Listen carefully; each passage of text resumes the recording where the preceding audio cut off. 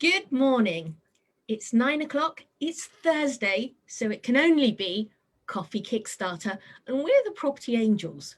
Property Angels was founded by a former solicitor, accountant, and police detective who saw the need to professionalise the industry. Using their knowledge, experience, and proven track record, they endeavour to guide, support, and help those new to property, providing them with practical knowledge, skills, and the tool set to enable them to thrive and navigate the horizon in a safe manner. Now, the Coffee Kickstarter series aims to inspire those both new and already on their journey by sharing stories of cold-faced practitioners walking the reality. So over to you, Sam. Thanks, Karen. So it's just you and me today. Let me tell the listeners a little bit about the other two property angels. So I'm Sam Beddoe. I've got a couple of property businesses, one in serviced accommodation and one in property development. That one's called Revive Holdings.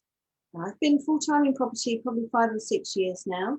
Prior to that, I was a detective in the police force, dealing with major crime. So quite a different way of life to my way of life now.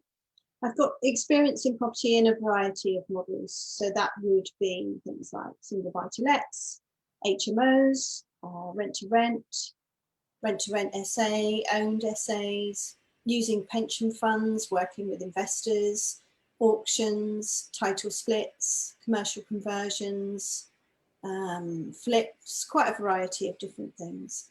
And now I've settled on my favoured property model is property development. And then we have our other property angel, Sarah Smith. Sarah's not with us today because she's had a baby very recently, so she's on maternity leave. But Sarah's background is that she's been involved in property probably 16 years now. Started out when she was buying a property for herself to live in, and then she wanted to move to another property, and her broker said, well, you can keep the one that you had originally and just buy the other one as well. And that's how she started to grow her portfolio. And then she grew it probably in the last sort of 7 years. It's grown quicker than that, where she's been working with other funds to make that work. So she's got a portfolio of single buy-to-lets and HMOs. And the reason that she's chosen those routes is that she wants it to be as passive as property can be. And she feels that the way of single buy-to-lets is the way to go for that. Obviously, she's going to be very, very busy with her hands full now on maternity leave, so she needs to have the most streamlined property portfolio as possible. Sarah's background before being full-time in property was that she was a solicitor. So she's got a great experience there of attention to detail, following the processes and being methodical and making sure that the process follows through to the end. So I think that's a great background too. So that's a little bit about two of the property angels. And today we're going to be grilling you, Karen. Well, I'm going to be grilling you and finding out a bit more about your backstory. So do you want to start with your intro, and then I'll ask you some questions so we can dig in a bit more? No, that'd be brilliant. Thanks, Sam. So yeah, I'm Karen Stanbridge, the one that used to be an accountant and then went on to work in project and program management and business consultancy in big blue chip industry. So I had a pretty decent corporate career. You know, it was about climbing the ladder, but educationally, being entrepreneurial is drilled out of you as you get older. It's more about upsizing your house, climbing that corporate ladder, which is what I did. Long hours, earning lots of money for other people. But I gained some great skills. And when I escaped corporate land in May 2015, I took those skills with me to begin building my property business and some other businesses in a safe manner. So that's probably a summary of, you know, how I got to where I've got to. So I've done some development. I've done HMOs, I've done single lets, and I hold some commercial stock as well. So property wise, that's what I do. But I also help other property professionals craft strategic plans to underpin their business so they have clarity on their destination and a clear how-to blueprint to actually get from where they are to where they want to be. Plus, I work with high net worth individuals who don't have time but want to start building sustainable wealth through property to help them create portfolios. Brilliant, Karen. Quite a lot going on then. Yes. So for the people that don't know you, let's take it back further than when you've been full-time in property. Perhaps when you came out of education, and then tell us how your career path went before you got into property. Wow. I was at a pivot point. It was, should I be a barrister or should I be an accountant? And it could have gone either way. But the thing was, way back then, I didn't know about wealth dynamics. I didn't know about the importance of working in your flow. And at that time, accountants were earning very, very good money, particularly if they worked in certain areas. So I went on fully qualified as an accountant. And like I say, I had a pretty fast track career, and I was a financial controller fairly young. I could have carried on up that route. Salary was incredibly good. Lots of opportunities opened up to me, but it was like picking my eyes out. It so wasn't in my flow. Yes, I did well. Yes, I was always getting rewarded well, but something was missing.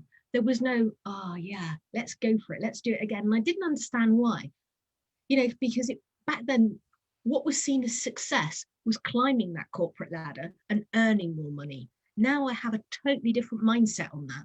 But yeah, that's how it all started, really. Okay, so how long did you spend in the sort of accountancy role? Because you've had different roles, haven't you, in your corporate career? I did. So I probably worked as an accountant for something like about 5 years, 6 years. Then I moved more into systems. So the company I worked for, which was large, blue chip, was taken over. Now, at that time, lots of people were made redundant. I was offered, however, a job in the city, which I didn't want. It wasn't what you would deem as a suitable alternative. It didn't actually match what I'd been taken on to do. And whilst they tried to encourage me to do it, I used that as my leverage point to exit, because the company I'd loved had now been merged by somebody else who had a different culture. I just didn't like the role, the people I like. So that kind of like mitigated the not liking the job part. So then I went into systems accountancy, which was very lucrative back then. So JD Edwards, One World, that kind of thing. And I acted as a consultant, funnily enough, because I had the knowledge and skill set to do that. As part of my training, gave me that platform, if you like. So I contracted for a while and just shot around doing systems accountancy. Then I was offered a job by a big blue chip player in Reading, and I managed to negotiate my exit fully from finance. The basis of my acceptance of the role was, okay, but I'm not working in finance. And amazingly, they paid for me to become a Microsoft certified systems engineer. So off I went on a ton of training full time and came out the other side of it, fully qualified as a Microsoft systems engineer. I think it was intense, something like 5 weeks. They at the time had their own training company. So there I was in central Reading doing my Microsoft certification. And then I went off to do Windows 2000 deployment prior to 2000, because we were the early adopters. And one of their requirements was at the time that you were Microsoft certified if you were one of the project managers working on it. And it moved on from there. I did that for a while.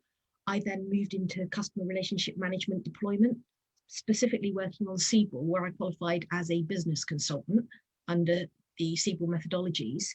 And I worked for EMEA deploying that. Then I was poached by Worldwide to head their data control board.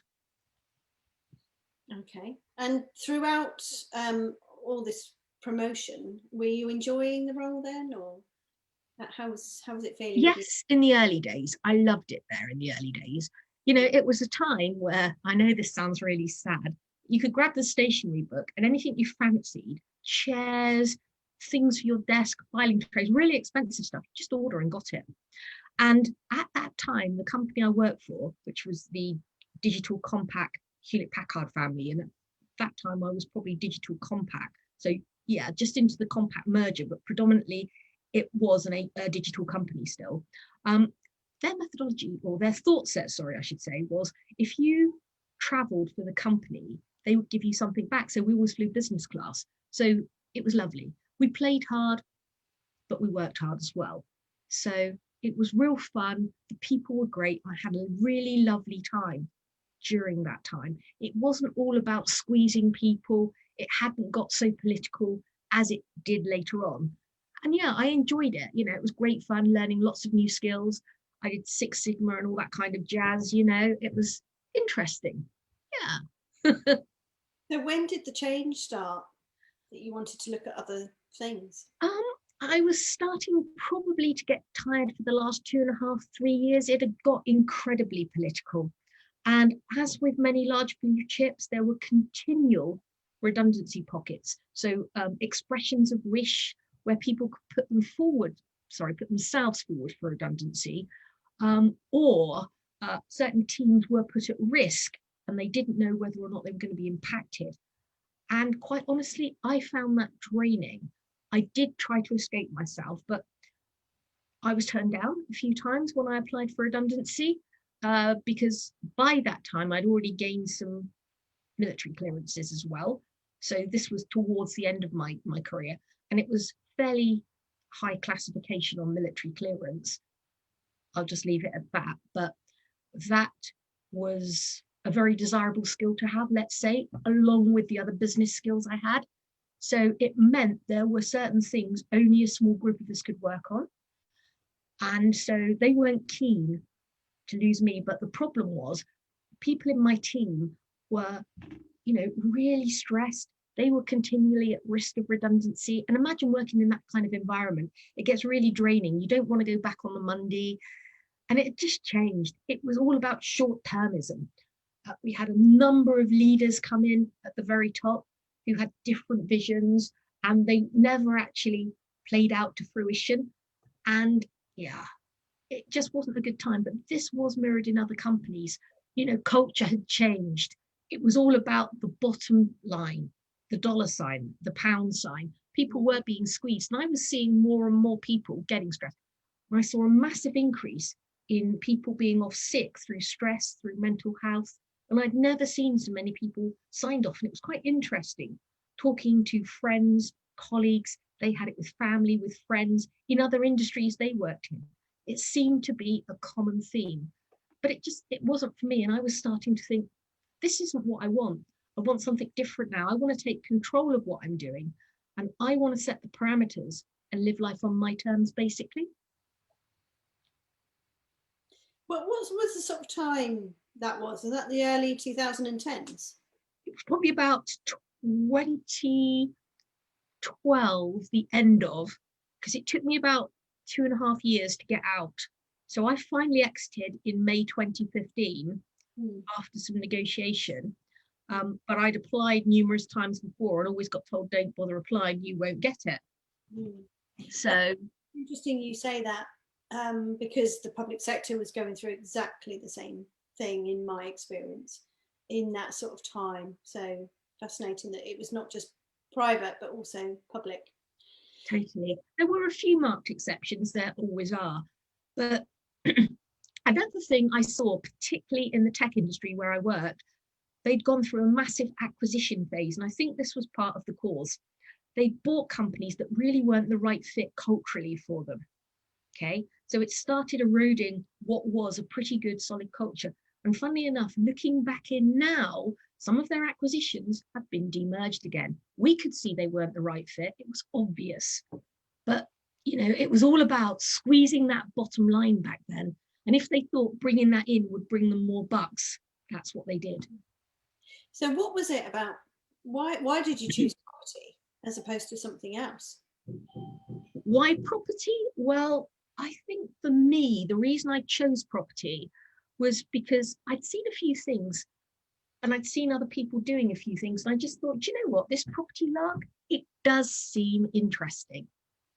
And I just thought I'd give it a go. And there was a guy at the time, Daniel Wagner. I read his book and I looked at his story. Now, he had some HMOs fairly near me in Bracknell. And I read a book he wrote and it was just quite inspiring. I just thought, blimey, he's had quite a journey there. If he can do it, it looks like it's, you know, open to pretty much anyone. So I thought, give it a go. And actually, I realised I did shut down on my business skills and a lot of my skills I'd learned in corporate land initially, but I realised how useful they are in building that business, you know, and starting from solid foundations. So I liked property. I just thought it's solid assets. It's something you can feel, something you can touch. And it made sense because I'd seen house prices grow, but I'd been a bit kind of like focused, a bit insular on the corporate thing. I hadn't looked wider into that. I hadn't really looked at things like pension statements. You know, I was like, oh yeah, they'd arrived, chuck them down there. Then I saw massive losses by some schemes that were, say, perhaps money purchase, etc. And I thought, well, property actually can act as a pension later on, as well as giving you wealth right now. So that's really why property. What was the book? Oh, I can't remember. Wealth DNA, something like that. Yeah. It was along those lines. But if you search for Daniel Wagner, WAGNER, and something like Wealth DNA, it was round about that title. It was a really inspiring book, talking about Daniel's life on the commune, you know, and how he came out of that, and you know, his drug issue, etc., and what he ended up doing. And at that time, I just thought, do you know what? Let's give this a go. And I've still got these skills, and that was my fallback plan. Thought if this doesn't work out, I can still go back to consultancy full time.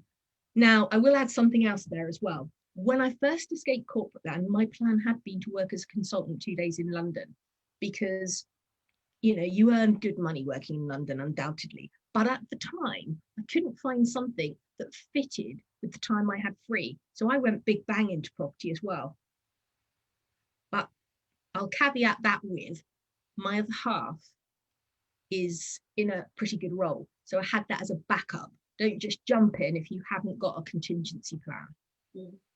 So was there a period of parallel then when you were doing your paid employment and you were involved in property? No, it didn't mean to be that way. I actually got offered a job at the Foreign and Commonwealth Office when I first left, as a consultant 2 days a week.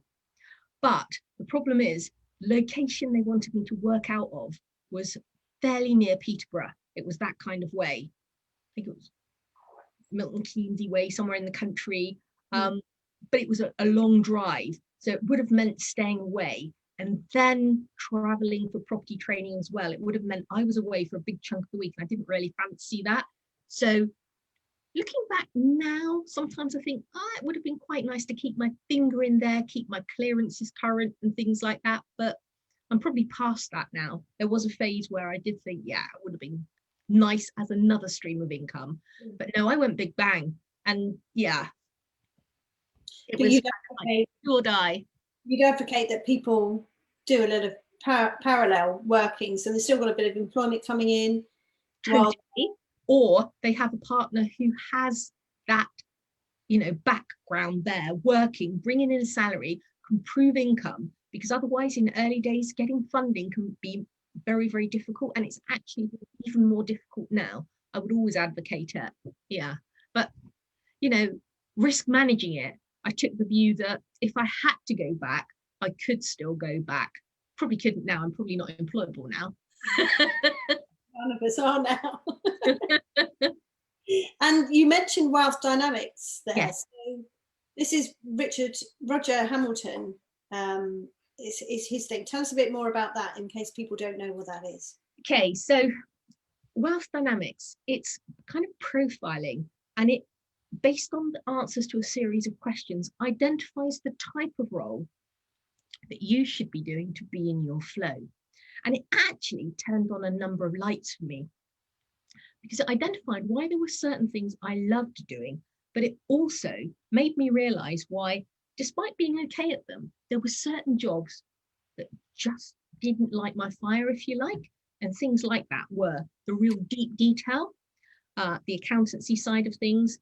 But what I will say is, having done that job or those jobs, they've given me great skills. And it does make me kind of like check that people filling that role for me now actually do it to level and, you know, detail that I actually want. So it did give me some balance, but it's also helped me identify who else I need to work with and have in my team. So to get the best out of me, I can leverage the bits I don't like to those people. But let me add to anyone listening, don't do it too early, because when you are first starting out, you do have to do some things you don't like to get to where you want to be. Otherwise, you'll end up with no money. So do it slowly, do it in a balanced way, and do it from a plan, but plan to leverage those things so you're focusing on what you like. So would you recommend people take the wealth dynamics test at the start of their property journey so they understand? 100%. Part of crafting your business plan is having done that.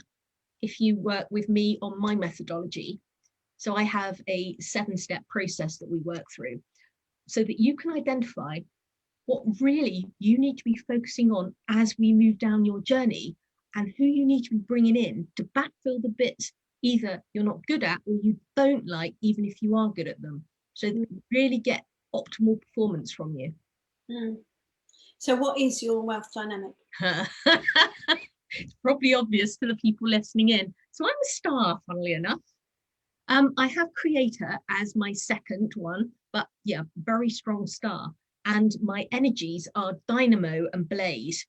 So I'm kind of like the angry Duracell bunny, or I can be, but it's like keep pushing until it's done. I like things happening when I say they're going to be done and when other people tell me they're going to be done. So it's, you know, delivery on time when you say you're going to do it, or committing and doing what you say, or having a really good reason as to why that wasn't achieved, and a contingency plan to plug that gap. But I also like the stage. I like talking. I like helping people. I like sharing things. And yeah, I really don't mind talking, kind of like ad lib, just give me a mic and I'm quite happy doing that. So is that the main features of being a star then? I think it's blue sky thinking, really. You know, it's blue sky thinking, coming up with the ideas, setting things up, moving forward. Probably I like identifying what the problems are, solving them, but I don't like the nitty gritty of, okay, here's the solution. I don't like then implementing all the bits that need to be done to make it happen. I like identifying it and then passing it over for somebody to do the detail supporting what needs to be done. But obviously I like to be updated that it's actually happening. And that goes back to the accountancy thing, because I have got some traits that normally I probably wouldn't have in my wealth dynamic identification profile. But yeah, I think it's probably a good thing, because it means I'm not such a risk taker as I could be. I think naturally I'd probably have been a much bigger risk taker, but certain skills, certain training has made me a lot more balanced. So actually it's probably worked out quite well for me. But yeah, I do like coming in, seeing what the situation is, listening, identifying what needs to be done and what the person's trying to achieve, and then working out blue sky wise how it should be done, and then handing that over to somebody to actually do the detail, the tactical level, etc. Okay. Tell us about your property journey then. What's been your biggest success to date? I guess really building up the portfolio as it is now, which is fairly sustainable and it's quite diverse. I'm not exposed in one particular geographic, which during COVID has proven to be really useful. So what I'm seeing is some people say focused, let's say, on the retail sector or the travel sector. So their targets say were, you know, providing rooms for you know, pilots, or providing room for air stewardesses, or providing rooms for bar staff. They had a focus on a particular demographic, and their advertising, their message, their product was all about that. Or maybe they had single lets for a certain type of person. I've got stuff that covers social housing. I've got stuff that covers professional. I've got commercial. So I've probably diversified that way. So if one does get impacted, I've got cover elsewhere. And also it's about having that plan, because, you know, plans don't just roll along happily. We move from them. Stuff comes along, new technology, new legislation. So we need to make sure that we've got our eyes wide open so that we can draw ourselves back if something comes along. And we were in continuity stage, weren't we, when COVID came along? Nobody forecast that coming. So it knocked everyone off track. All kinds of things that had never happened before happened. But because I had my plan and I knew where I needed to get back to, yeah, there was some turbulence. I'm sure everyone had that issue, but we're rolling ahead, you know, pretty straightforwardly now as well. And also, I guess success-wise, my biggest success was solving some issues I had with a property that was particularly horrible. We've got there, the issues with it are solved, and we're moving forward. And I guess it's continually learning as well, you know, continuing to grow my knowledge, feeling more comfortable doing what I'm doing. And probably, I think my biggest success would be being in a position where I can choose what I do when I do it. That was really important to me. It's not about, for me, having hundreds of properties. That's a pain in the ass as far as I'm concerned. That's another job. I just want a finite number of properties that allow me to do what I want to do, to live the life I want, you know, and I want to be enjoying what I'm doing. So yes, I'll do projects, but I'll do the projects I choose to do because they bring happiness, not pain. I don't want complex, massive projects where there's massive risk and exposure, but I want fun projects still that do bring challenges, because I like challenges, otherwise I get bored. But it's about finding the balance, and being able to choose those projects is great. Is there a particular project or property that you consider as your biggest success? I think, funnily enough, my favourite property is a single let, weirdly, okay, and it's because we got it at a really sharp price, solving problems. And I know people looking at my portfolio will probably say, really? But yes. So there was a particular property in Reading that we wanted, okay? We tried to buy it from one agent.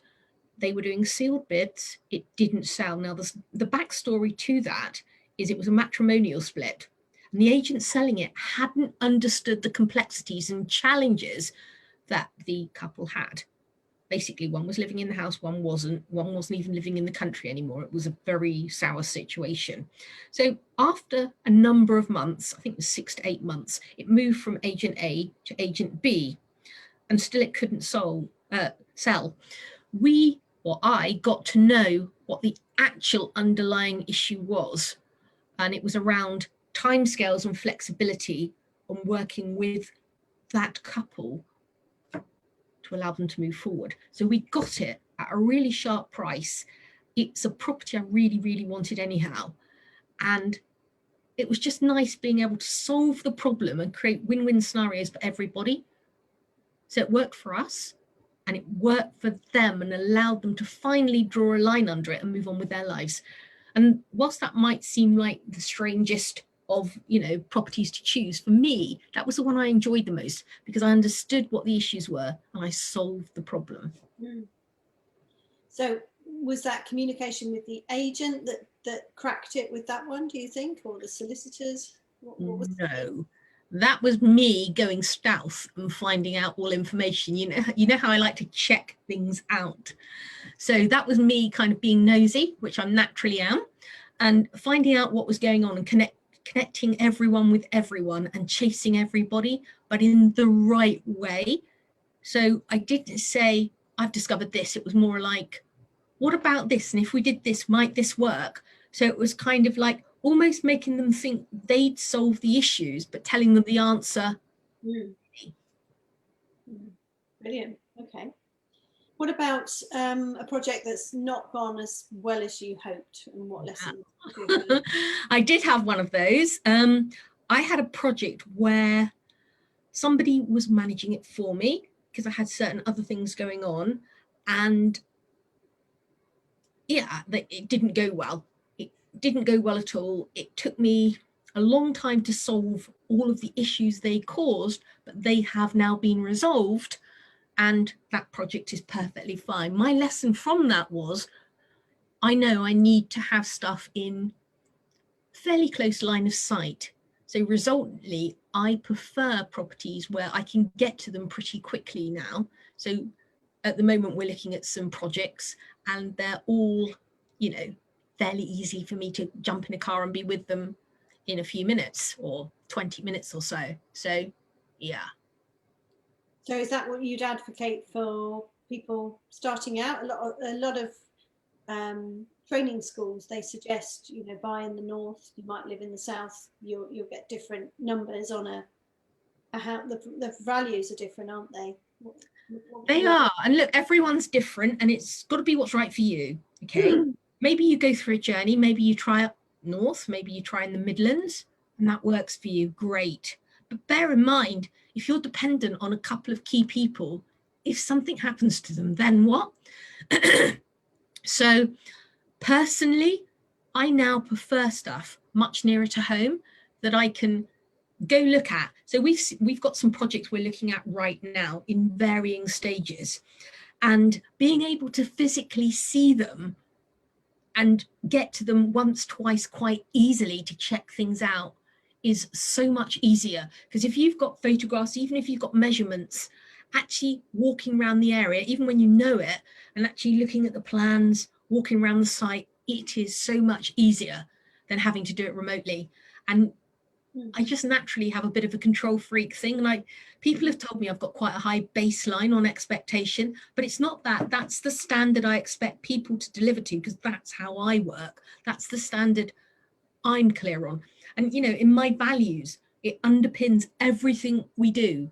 And why would people not do the best they can do? You know, to me, it's not acceptable doing shoddy workmanship. Yeah. So explain what your current property model is. You're very focused on business and your sort of plan and journey. What is your favoured property model now? Okay, so we are looking at several right now.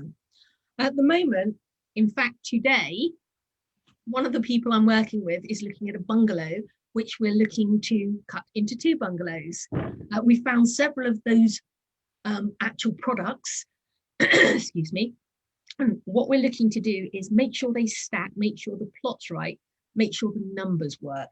So, yeah, so bungalows on an oversized plot that can be extended and then cut into 2 semi-detached bungalows, and or possibly building up 1 or 2 stories to create townhouses. Now, depending on the location, depending on the plot, any of those scenarios might work, but effectively the start point is bungalows that are on an oversized plot in the right location at the right price that can be developed out to create a pair of semis or something. We're also looking at dwellings on oversized plots where we may get a pair of semis in the back garden or a separate detached. We've got one of those we're looking at. We've got some land we're looking at right now as well, which it has parking on it currently. We may or may not be able to do land assembly, don't know, early doors, but we're evaluating it in slow time to see what might come of it or not. But I also love single lets. Underpinning my property, my cash cow model, if you like, is single lets. People overlook them, but actually buying them smart, they are fabulous and they're pretty much hands-free if you get it right. Do them upright and then find a good long-term tenant and you'll hardly have any pain. And I'm in the process of buying one of those right now as well. So quite a variety of property models going on there then. Indeed, yes. Yeah. And also looking at the development stuff there then, so there's some elements of property permitted development, but also elements of planning as well.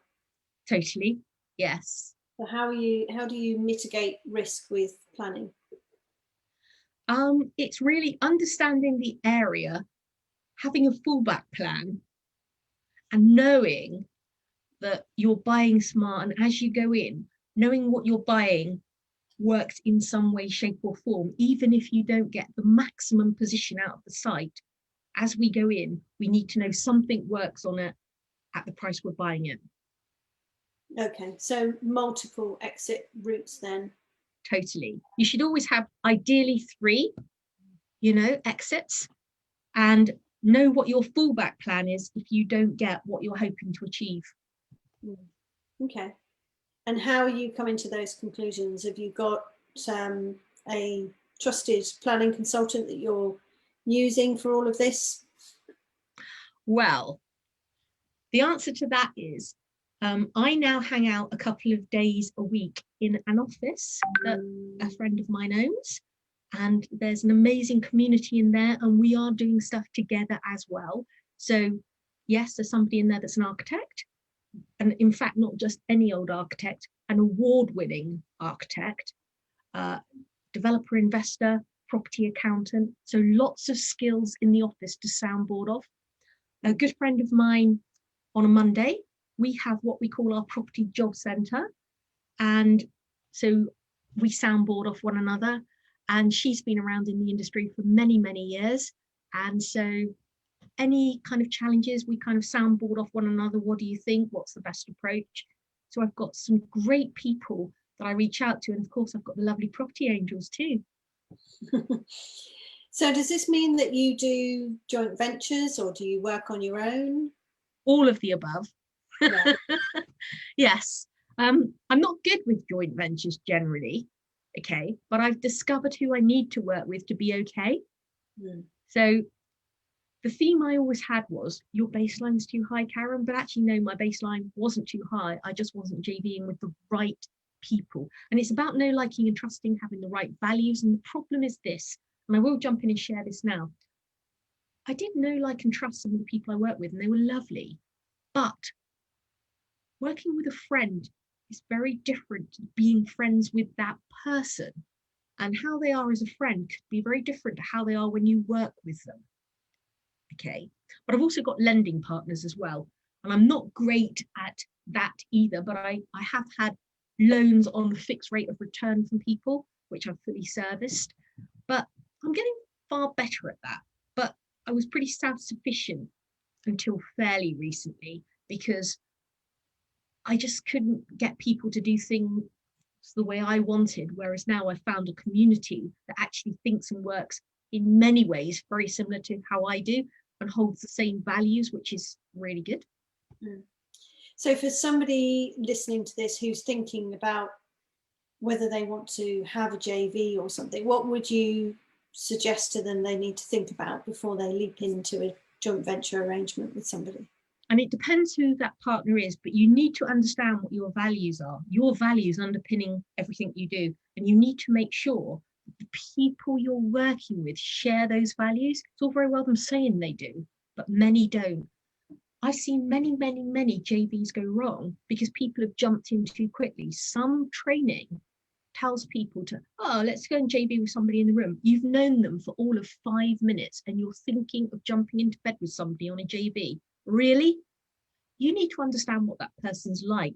You need to be watching them, seeing how they behave when stuff goes wrong, seeing how they behave to others in the community, watching how they behave, say, just to somebody at lunch, a waiter, a waitress. Do they really share your values? And I would say start small. Get close to them, talk to people they've worked with before, and really understand what the person's like. Okay, thank you.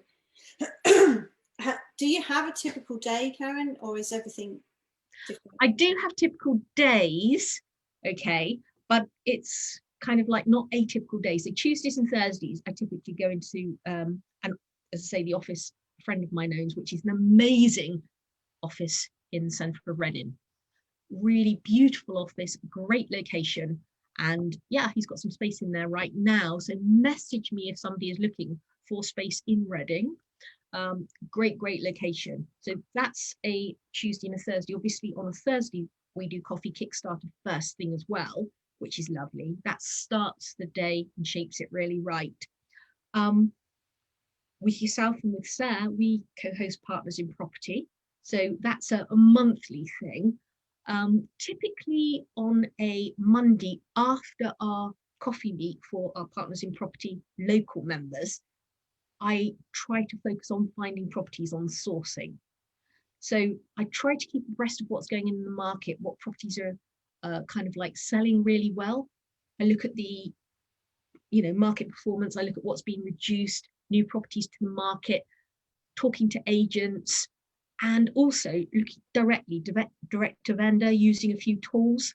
So that's how my Monday looks. On a Wednesday, I have a bit of a lazy day. I do a bit of this, bit of that, tend to listen to webinars, educationally stretching my mind, catching up. Thursday, as I say, I'm in the office, so it's generally meetings, all property based, looking at whether sites stack up, putting forward offers. We have a mastermind on a Thursday evening, which is really good. Fridays, when I'm not doing something with you and Sarah, hosting a Partners in Property event, I tend to have that as my day off, if you like, because part of it for me was having time for me, and I prefer focus time. So blocks of 2 or 3 hours in my diary set out for a given activity. And the leisure side's quite important to me. I like doing HIT classes and stuff like that. Yeah, I know, a bit sad, right? But gives you energy. And I just like relaxing, reflecting, enjoying the time at my favorite coffee shop, which is an independent up the road. And yeah, so I do have my weeks planned in my diary, but I do it on a focused time basis. So I know what I'm committed to and what I'm not committed to. I've got, speaker gigs and stuff like that. So that's all in my diary as well. So I know what I'm doing and when I'm doing it. Does that make sense? Sounds like you've got some really good balance in your diary.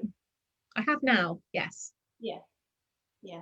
So you would advocate blocking time out in your diary if you can, albeit it's difficult. People are still working, but if they're not, then do blocks of focus time.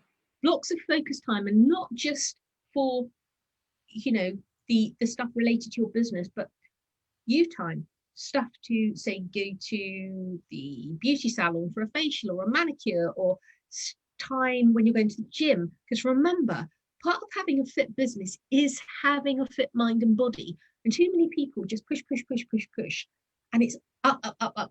But actually learning, growing, it's about continual,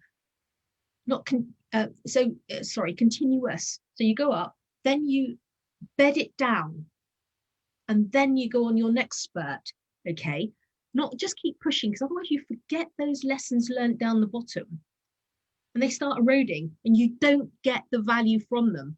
So literally you go up, make sure it's right, check back, update your ops manual, and then grow again. But plan that in your diary, but also plan the time in there to then celebrate that you've actually achieved something in closing your gap. So even if that's, I'm having 2 hours off now going up the coffee shop for a coffee because I've achieved this small step down my blueprint to success. It's about getting that balance in there so you don't burn out, so you are re-energized, and so that you've got time to reflect. Also share what you're doing, because reciprocity, you never know who's out there and who's watching you. Sometimes people watch you for 2 years, even longer, and they don't move in because they just want to see what you're doing, see whether they think they like what you're doing and whether they believe they're aligned to your values, and then they start coming closer to you. Yes, absolutely. I think that's very, very true. People are sort of in the sidelines watching, and like you've said before about how you behave with all sorts of people, how do you talk to the waiter in the restaurant and things? Exactly. Behaviours and your attitude to others before they show up and say how they want to get involved. Yeah, totally. So what's the plan for the sort of next 3 to 5 years for you then? So my plan for the next 3 to 5 years is to carry on doing what I'm doing, but I'm swapping out my northern properties for southern properties, okay, because I want them in line of sight, and I'm actually selling some right now and buying some down south right now. My plan is to shore up more my portfolio, so I'll increase the number of properties I've got, but then in probably year 5, I'll sell some off depending on how the taxes go. And this is the pestle side of your business strategy, if you like. If suddenly we get hammered on tax, then I might have to rethink the lower level detail. But the plan would be to drop down to between 10 and 15 properties eventually, very lowly geared, rather than having, copious amounts of property. So I've still got some growth to go to get to to increase the portfolio numbers wise in the right areas. And then I hope to see benefit where we create value, hold them for a time, and then sell them off, pay down, and have a lower geared portfolio. Now, I don't advocate high gearing anyhow, and I have to say my portfolio is not geared that high. But obviously during growth, it might be that you need to stretch the gearing to move up. But then say in 5 or 10 years, for me at least, my plan would be to sell off and reduce the gearing. But like I say, that's the plan now. But if PAX changes, it might be I have to tweak that element. But it's about having the freedom to dip in and dip out of my business. So my business is very process driven. I've pushed a load of stuff out. I've got property managers. So typically I don't get involved with tenant management. That's not my forte. I like focusing on the things I like, which is finding the sites, evaluating the sites, watching horrible sites transform into lovely buildings. That's what I like. Yeah. And it's being able to do that and building the business so that it enables it, but also about giving back. So we give some money to animal charities and stuff like that. That's quite important to us because lots of poor animals out there, helping people new on their journey, making sure they're starting from the right position, because there's too much rah-rah out there. Too many people listen to the hype because, let's say, NLP techniques and other techniques sometimes are misused to encourage them. And a shouty message, very salesy, draws them in, and they believe that's the right way to start. But actually, business is where you start from. It all starts from having those solid foundations and a proper business plan. Do you have a plan to retire in the future, or do you think you'll always be looking at business? No, I like being busy. I get bored. I've got a very, very low threshold for boredom. Even at weekends. So typically, last weekend, Pete was out gaming with friends, and so my guilty pleasure was finding sites all Saturday, just in a quiet place, finding sites, evaluating sites, throwing the ones away immediately that didn't meet our threshold.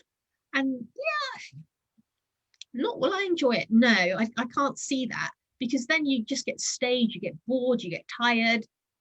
Actually, I think, stay fresh, keep pushing. What do you think is the secret to your success? Probably determination. With some of the things that have hit me, and probably some of the things that have hit you as well, some people would have buried their heads and gone away. But you and I both have grit. And, we have a belief and we're clear on what we wanted to achieve. So we kept on pushing through those bottlenecks to overcome them. And what's the best piece of advice you've been given? Get to the know quickly on sites. Thank you, Richard Little. And that's very true. Be clear on what's right and what's not, and get to that know quickly so that you don't waste time on sites that just aren't relevant. Stop trying to make something fit your criteria when it clearly doesn't. And being motivated to buy it when it's no good.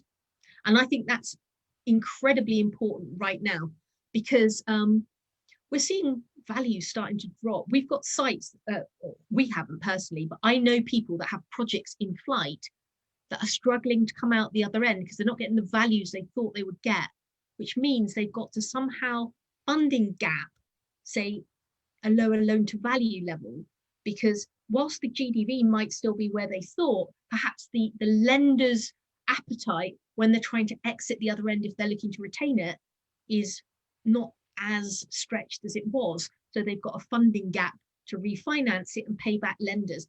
Also, personally, and I know everyone's different, personally, I don't like these great big projects where they're running for years and years and years.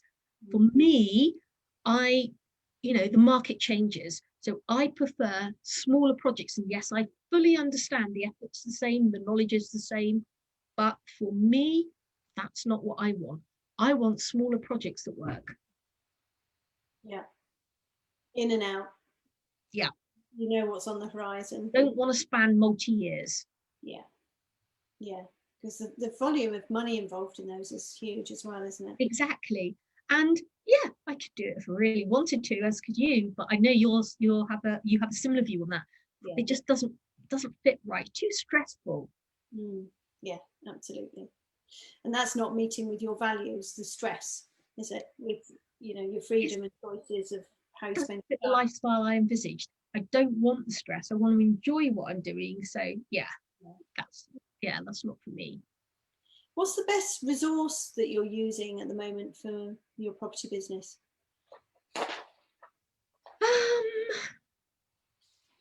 Probably the people in the office where we soundboard off one another, but no, I use property data, I use Nimbus, yeah, just really kind of like use those to complement what we're already looking at. And if we see something that might be interesting, we can use them to see what else might be interesting in the near vicinity. Because just because something you're looking at for sale, you think it's overpriced. What about what's not for sale? Can you get something direct vendor similar nearby? Okay, yeah, that's good point. And have you have a power team in your property business now? You've mentioned your property managers, but then you've also mentioned the people in the office. Who could you not live without? Excuse me. It's kind of like my go-to people, the soundboarders. So yes, I've got property managers actually working in my business, my own business. So I've leveraged the tenant side pretty much, right? I've got the right insurance broker. You know, I'll give Heather a shout out, Heather Gatrell, HGI. I can just go like, you know, because I had a couple of my properties revalued. So the rebuild cost needed to be updated. And I've just gone to Heather and off she's gone, and I've got my quote. I don't need to, and it's knowing you've got the right people. It's like my accountant, but in fact she's a chartered tax advisor. I just sent her, I'm doing this, and she's now logged it so that when she gets her team to do my accounts, things are done right. So it's kind of like having the right people working with you, or paying for the right people, you know, to do certain tasks and knowing they're going to do it right. And it's been a bit of a pain getting there, but I think I'm pretty much there now. And actually as well, having, you know, the great access to the great people in Reading as well is really, really helpful. And obviously talking to you guys in Property Angels, some people in the PIP community. So I think I've got good people surrounding me now who've got different skills, different expertise. You know, I'm selling a couple of properties in auction at the moment, for example. So who would I reach out to? Well, of course, Piotr Rusnik, you know? So it's knowing who to reach out to when you want and need to do things, or you want to gain some knowledge, you know, short leases. Well, who would I talk to? Jay or Tristan, you know? So it's kind of, and I personally am looking for flats with short leases at the moment where their share of freehold in my area. So it's kind of, if I find ones that have dodgy leases, I would no doubt knock on the door of one of those two. Yeah. It takes a while to get those people in your circle, doesn't it? But if you do the networking, go to the networking meetings, you'll get the recommendations. And sometimes you try an accountant, they don't necessarily fit with your business, so you try another one, and gradually you get